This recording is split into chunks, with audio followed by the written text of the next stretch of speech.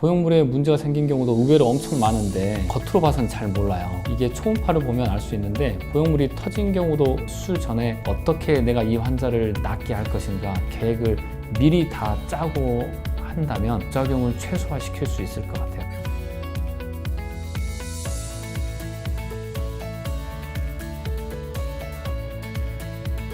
가슴성형 부작용은 너무 많은데 일단 뭐 한 두 가지로 나눠보면 일단 미용적인 불만족이 있을 때가 있고 그다음에 미용적인 건 문제가 없지만 정말 실제로 의학적인 문제가 발생한 경우가 있고요.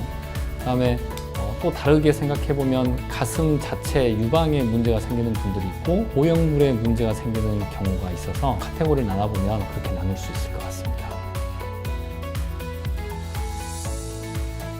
이게 다 예쁘려고 한 건데 뭐 사이즈가 너무 작다든지 반대로 너무 크다든지 한쪽만 너무 움직인다든지 뭐 그런 경우에는 어쨌든 자기 만족을 위해서 다시 하실 수 있고 보형물에 문제가 생긴 경우도 의외로 엄청 많은데 겉으로 봐서는 잘 몰라요. 이게 초음파를 보면 알 수 있는데 보형물이 터진 경우도 종종 있고요. 그다음에 드물지만 보형물이 뒤집어지는 경우도 꽤 있어요. 그리고 보형물을 싸고 있는 유방에 피막이 생기는데 그 피막이 종이짝처럼 얇아야 되는데 엄청 두꺼워져서 부영구축으로 더 발생을 해서 모양까지 틀어지는 분들이 있거든요. 그런 경우는 다 재수술을 하시는 게 맞죠.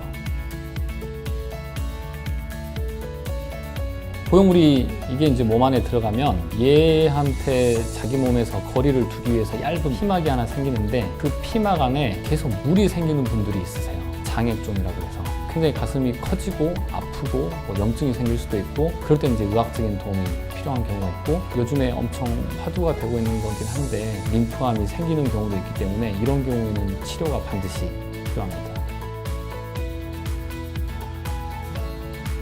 일단 뭐 재수술을 고민하는 분들은 엄청 걱정이 많으세요. 더 아프지 않을까부터 시작해서 다시는 자기가 겪었던 부작용을 겪고 싶지 않고 또 다른 부작용도 있거든요. 수술하고 나서 또 새로 생길 수 있는 부작용에 대해서 엄청 걱정이 많으세요. 그런 걱정을 최소로 줄이려면 현재 상태를 가장 정확하게 파악을 한 다음에 계획을 잘 짜야 될 것 같아요. 재수술 계획을 짤 때는 그냥 눈으로 보고 손으로 만지는 걸로는 부족하고요. 초음파를 사용하면 현재 상태를 굉장히 정확하게 파악할 수 있으세요. 현재 본인이 갖고 있는 문제를 정확하게 파악을 한 다음에 이제 환자에게 어떻게 하면 현재 문제를 고치고 본인은 모르고 있는 문제에 대해서도 같이 고칠 수 있는지 그렇게 계획을 짜시는 게 제일 중요할 것 같아요. 재수술 플랜 짜는 거는 현재 갖고 있는 불만에 대해서 일단 당연히 해결을 하셔야 되고 그다음에 현재 본인이 알지 못하고 있는 상황에 대해서도 정확하게 캐치를 해서 치료를 해야 되기 때문에 현재 보형물이 터졌는지 피막이 두꺼워졌는지 정상 피막 두께를 갖고 있는지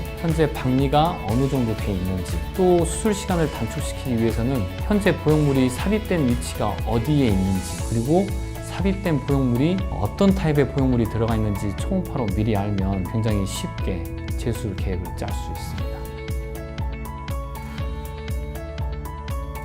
재수술 계획은 크게 세 가지로 나뉘거든요. 첫 번째가 박리를 어느 정도 더 할 것인지 그 다음에 보형물 싸고 있는 피막을 제거를 할 것인지 말 것인지 보형물을 바꾼다면 어떤 보형물 타입으로 바꿔줘야 될 건지 이 세 가지가 재수술 플랜의 가장 핵심이라고 볼 수 있습니다. 이 세 가지를 파악하려면 겉으로 봐서는 절대 알 수 없고요. 초음파가 반드시 필요합니다. 저라면 기존에 수술 받았던 병원에서 해결할 수 있으면 뭐 제일 좋을 것 같고요. 다른 병원을 이제 알아보신다면 요즘에 환자분들이 중요하게 생각하는 게 원래 자기 상처를 그대로 사용할 수 있는지 예를 들어서 예전에 겨드랑이 상처로 확대를 하신 분이면 다시 겨드랑이로 재수술하는 게 제일 좋으시겠죠. 그다음에 회복이 빨리 되는지 이왕이면 수술 시간이 길지 않고 입원하지 않고 안전하게 할 수 있는 병원을 아마 선택하는 게 제일 환자분들은 선호하시는 것 같아요.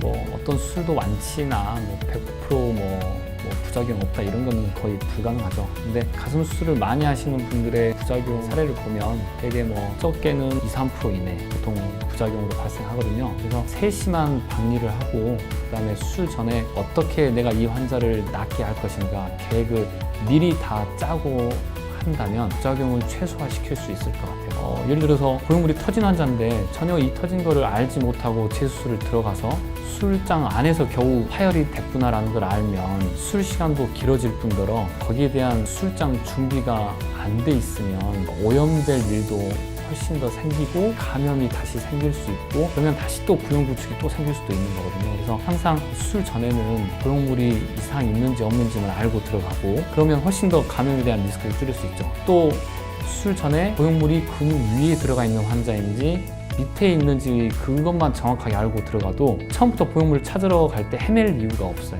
그냥 이 환자는 근육 밑에 삽입된 환자니까 바로 근육 밑으로 찾으러 들어가면 되는 거예요. 엄한 데 건드릴 이유가 없어요. 그러면 정상 조직을 거의 안 건드리기 때문에 출혈될 가능성도 확 줄고 수술 시간도 그만큼 단축되기 때문에 환자한테 도움이 많이 되죠. 그래서 항상 재수술은 수술 전에 내가 이 환자에게 무슨 프로시저를 할 것인지 예상을 하고 들어가는 게 부작용을 최소화시킬 수 있는 제일 좋은 방법입니다. 가슴 재수술을 고민 중이신 거면 이왕이면 기존의 상처를 이용할 수 있고 그 다음에 수술 전에 내가 어떠한 상태인지 정확하게 상태 파악을 해줄 수 있는 병원, 향후에 어떤 수술을 하게 될 것이다 라고 어느 정도 윤곽을 잡아주는 병원에서 하시는 게 좋을 것 같습니다. 관리가 굉장히 좀 중요한 것 같아요. 일단 초반에 수술하고 나면 붓기부터 빨리 가라앉혀야 촉감이라든지 모양을 빨리 파악할 수 있기 때문에 일단 초반에는 붓기 관리에 좀 신경을 많이 쓰셔야 될 것 같아요. 그래서 후반에는 많이 걸으시고 땀 좀 흘리는 약간의 산책 정도가 굉장히 좀 필요하고요. 그 다음에 이제 결국에 이쁘려고 한 수술이기 때문에 최대한 예쁜 결과가 나와야 되잖아요. 그래서 보형물의 위치가 굉장히 중요하거든요. 예쁜 결과는 보형물이 비슷한 높이에 비슷하게 자리를 잡아야 그 다음에 예쁜 자리가 따로 있긴 한데 그래서 그 자리에 자리를 잡아야 돼요. 그 자리에 잡기까지 보통 한 3달 정도가 필요한데 3달 정도는 보정 속옷을 잘 입으셔야 되고 병원마다 좀 차이가 있긴 한데 보정 속옷과 밴드를 차는 병원이 아마 대부분일 거거든요. 그래서 그 밴드를 굉장히 잘 차셔야 돼요. 보형물 위치가 틀어지지 않게 엎드려 자거나 그 다음에 하지 말라는 거는 안 하셔야 될 것 같아요.